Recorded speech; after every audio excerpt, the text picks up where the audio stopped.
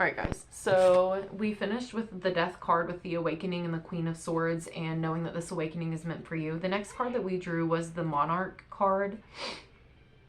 This card is traditionally the Emperor, which is also representative of the Earthly Father. So this card could represent some masculine energy. That doesn't mean that you're a man or that a man's coming into your life, but we're all 50% masculine, 50% feminine. We all have masculine and feminine, and we're meant to balance it. So this Monarch card is both elements fire and air, the action that it takes to step into your true power in a place of authority. Here you are finding ways in which you can shine in society and discover your true path. Don't let anyone dampen the energy you are bringing towards your endeavors. Tap into the divine aspects of who you are. This card can indicate a great transformation of self. Shed the ideas of who you think you may be to embrace the greater beauty and power of your inner essence. Let go of your need to control a situation and allow it to develop organically. What drives you, what inspires you, and what lights your fire? So you're going through this awakening right now and this dark time, and you're going through a time of needing to show up for yourself, do the work for yourself to get yourself where you need to be. The awakening is meant to happen. And with the Monarch card, at the end of this, like once you do this work and you start realizing it paying off and everything, you're also going to realize that you are the only authoritative figure in your life. No one controls your life. No one controls your decisions, and you can make any decision you want, and no one has the power to tell you that you can't do it or that you have to change it or that you have to do what they think you need to do or they think you should do. You're going to become more confident in that energy. Doing this inner work and going through this awakening, you're going to find yourself more comfortable in standing your ground and speaking your voice and speaking up for yourself, even when it upsets those around you, whether it's people from your past or people who are going to be in your life in the future. You won't take it so personal, because nothing in life is personal. It really, issues people have with you, issues you have with people, it's usually a lot of projection and people avoiding to do their own work. So if you take initiative of this chance to do your work and really just do the work to know yourself and to find your true path that's meant for you and what you're called to do, and do the work you need to get yourself where you need to go, and to have the faith through this awakening and know that you're evolving and you're growing so you can keep evolving and growing in life, and so you can attract what's meant for you, and so you can be who you're meant to be for other people. This Monarch card is just a sign that you're shedding an old skin, and after shedding this old skin of who you used to be, who you are becoming is going to be absolutely beautiful, and you are going to become more confident in voicing for that person and standing up for that person and voicing for your worth and what you are worthy of in this life, making sure that you're given the respect and the unconditional love and the grace that you deserve, and that you also give to others from a place of unconditional love. The next card that we pulled is the Nymph of Wands. This card represents insight, exploration, originality, and personal guidance. Take time to focus on what it is you want to bring into this world by observing your surroundings to see how you can best lay plans. You may not have much now, but trust in yourself and the manifesting will follow. This could be a good time to invest in self-care. It is often when we create this space for self that we open up to our intuitive relationship with the universe. What is it that you are trying to channel? What can patience bring you? So the Nymph of Wands is kind of just a reminder of, even though times can be hard, times can be dark, and times can be full of uncertainty and the unknown, that doesn't mean that they're bad, and it doesn't mean that they're always going to stay that way. And there's always lessons to learn in it. And you truly are in a position where you're ready to do this work. And I do want you to know that you're capable of doing it, truly. It is the most rewarding work you will ever do.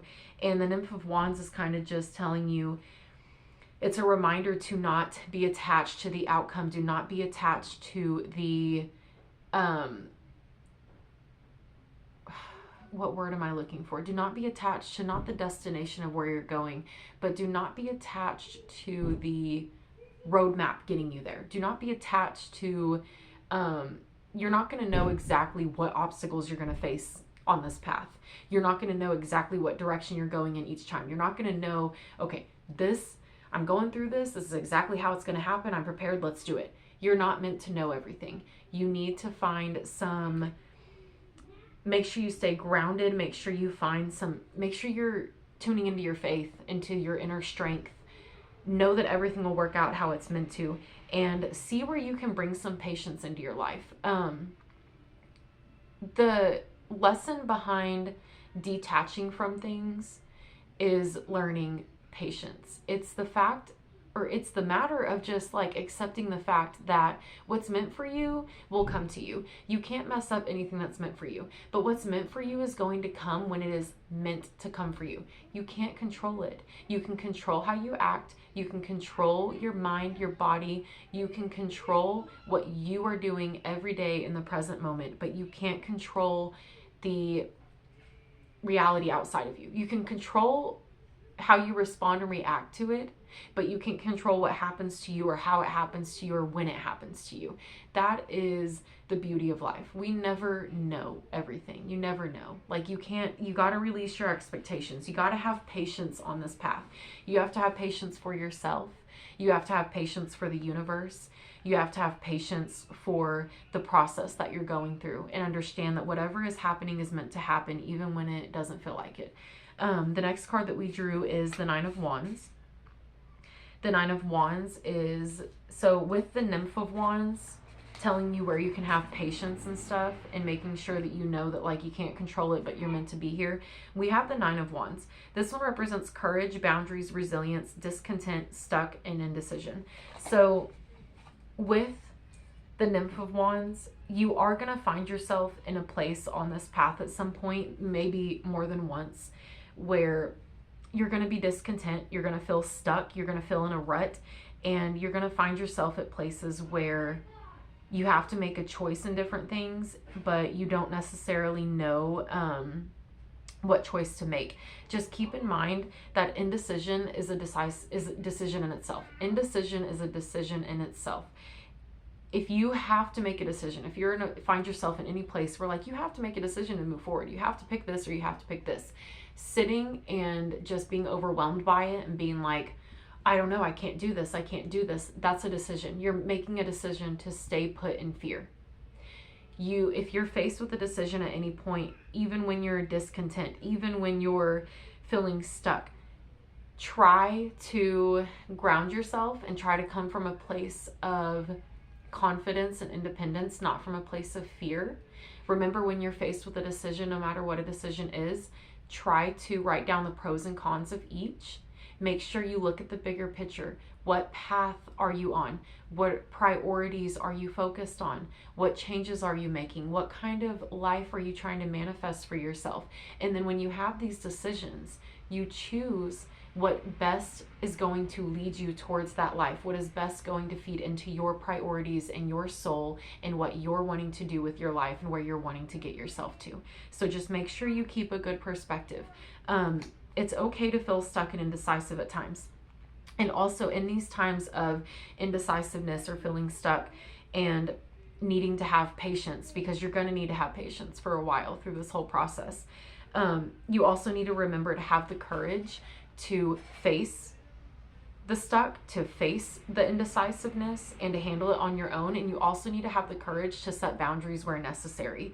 When you're in these moments of indecisiveness, you may find yourself with a lot of outer influences, people trying to influence you, people trying to affect your decisions, people trying to tell you what you should choose in a decision because they think what's best for you is best for you. You need to be confident in setting boundaries with people. And doing this inner work, you're going to become more confident in yourself and in setting boundaries with those who are not meant to have power over your life. Don't be scared to set boundaries with people. It doesn't matter who it is. And these people may be very close to you. It may be family members, because a lot of this kind of growth is very hard to do, but it's very rewarding. And you're not only going to find conflict with friends or coworkers or people around you in community, you're going to find conflict with family. Spiritual paths and doing the inner shadow work can usually uncover a lot of generational issues and generational traumas and generational curses that have continued to be passed. Try to keep that in mind. Try to keep in mind that you are in control of your life. You are in control of where you're going. You are not responsible for anyone around you, whether they are blood related to you or if they are platonically connected to you. It does not matter. Do not hesitate to set boundaries with who you need to set boundaries with and where you need to set them. You are worthy of love, respect, acceptance, and grace from every person in your life, even if they are blood related to you. Keep that in mind. The next card that we drew is the Seven of Wands. This one is representing with the Nymph of Wands and the Nine of Wands and what I just said about the bloodline. I think you're gonna be coming into some issues with family. You may be coming into a place of breaking some generational curses. You may have children, or you may have children in your life. With this growth that's happening, you're going to be outgrowing a lot of people close to you, and you're going to be outgrowing a lot of people who came before you, and that is going to trigger a lot of conflict, not in you, but in those around you. And they're going to try to bring you into that conflict, and they're going to try to bring you into your old self. They're going to try to bring you back into who you were and who you're trying to grow out of. And their reasoning is going to be, we're family. This is what family does. You have to do this. You have to stay in this cycle with us. That is manipulation, and it is another growth and another test. And the Seven of Wands is actually representative of a test and a trial, leadership and ego. So you're going to find yourself being tested when it comes to egos of those around you, people who have once had control over you, who have once had that effect on you and your decisions in your life. You're now realizing that you're a grown-ass adult and you can do whatever you want and you control your life. Nobody else does. And you are in full control. And just because somebody before you once helped you in life, or once helped you grow, or helped protect you, or helped get you to where you are now, that doesn't mean that they're in control of where you're going. That doesn't mean that they are in control of you or your decisions. That doesn't mean that you have to stay in a cycle that they're stuck in. That doesn't mean that you have to continue to do what they've done their whole life. So keep that in mind. I am getting the energy that this is going to be a family issue with the bloodline. People in your generation who are going to see you doing work that no one in your family has ever done, and they're going to be intimidated, and they're going to feel attacked by you in a sense. Even if you're not attacking, even if you're just setting healthy boundaries in a very respectful manner, it's going to feel like an attack on them, because most bloodlines think that you have to accept it. You have to accept the generational pain and you have to carry it. That's not true. We're not meant to do that. The next card is the Revolution card, which is also traditionally the Tower card. As you're doing this work and you start facing these issues and these conflicts with people around you, specifically in family, you're going to go through a Tower moment. And a Tower moment is a moment when your whole reality, the reality you once knew, who you once knew you to be, who you once knew everyone around you to be, is going to completely shatter. And you need to make sure you're taking care of yourself. You need to make sure you are doing your self-care. You need to make sure you're balancing your give and take. You need to make sure you are staying focused on what you want to manifest in your life, where you want to go. You do not need to connect or attach to the people around you, even if they're blood related. And this Tower moment is going to be, it's going to be very hard. If it is circled around your family, there's going to be a lot of heartache and pain. There's going to be a lot of grief that's going to come with this Tower moment. Just know that you are not responsible for anyone outside of yourself. You're responsible for yourself, and that's it. You're responsible for you. You're responsible for your mindset. You're responsible for your actions, and you're responsible for how you respond and how you react to what happens in your life. You are not responsible for those around you or for those who came before you. Keep that in mind. You do not have to take on the weight of those around you just because they were a big part of your past.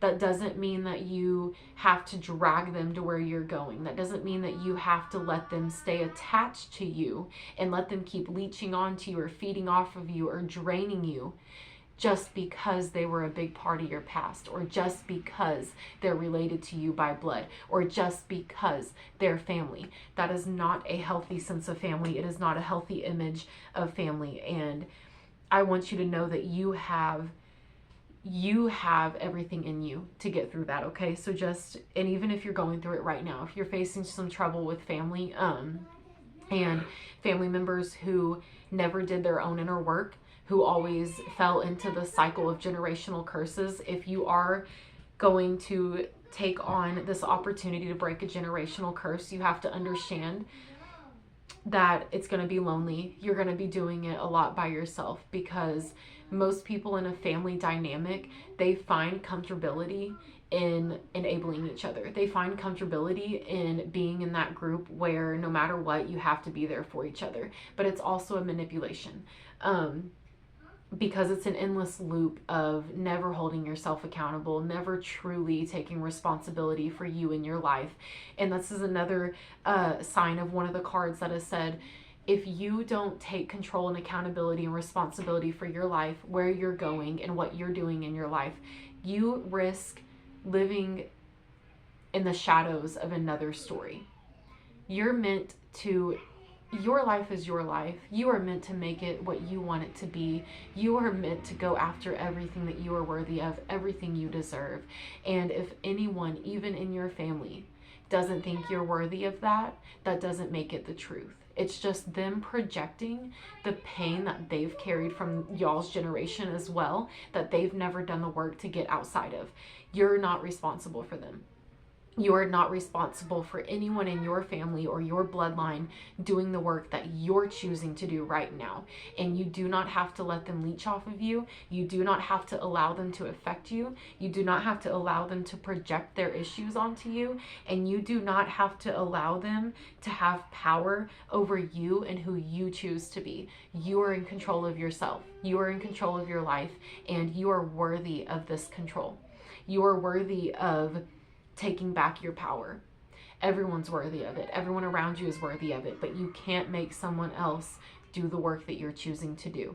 So try to make sure you're not attached to that.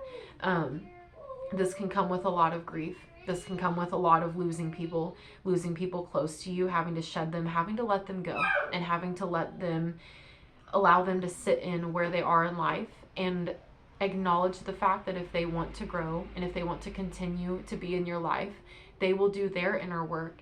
They will learn to give themselves the unconditional love